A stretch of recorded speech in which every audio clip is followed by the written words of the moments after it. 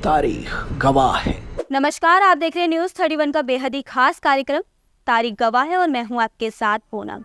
आज 25 अक्टूबर है। साल के 10वें महीने में 25वां दिन इतिहास में एक महत्वपूर्ण जगह रखता है।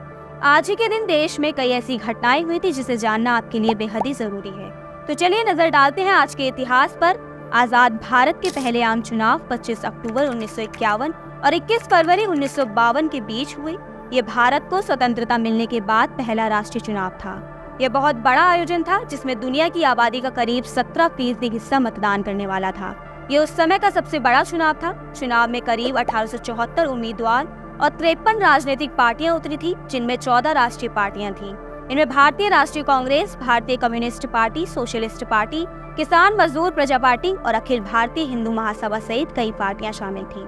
इन पार्टियों ने 489 सीटों पर चुनाव लड़े थे। भारतीय राष्ट्रीय कांग्रेस को 364 सीटों पर जीत और 45% वोट के साथ प्रचंड बहुमत मिला था। कुल 16 सीट जीतने वाली भारतीय कम्युनिस्ट पार्टी मुख्य विपक्षी बनी थी।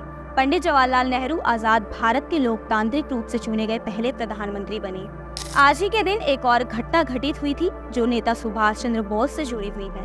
आपको बता दें, ऐसा कोई व्यक्ति नहीं होगा जो आजादी दिलाने में अहम भूमिका निभाने वाले सुभाष चंद्र बोस को ना जानता हो।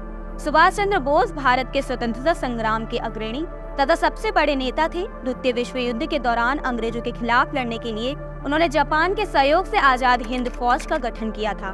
25 अक्टूबर 1924 को आज ही के दिन ब्रिटिश अधिकारियों ने सुभाष चंद्र बोस को गिरफ्तार करके 2 साल के लिए रंगून जेल भेज दिया था। ऐसा इसलिए किया गया था क्योंकि स्वराज पार्टी और उसके नेता देशबंधु चित्तरंजन दास का प्रभाव बढ़ गया था। ब्रिटिश सरकार को स्वराज पार्टी की सफलताओं को अनदेखा नहीं करना था।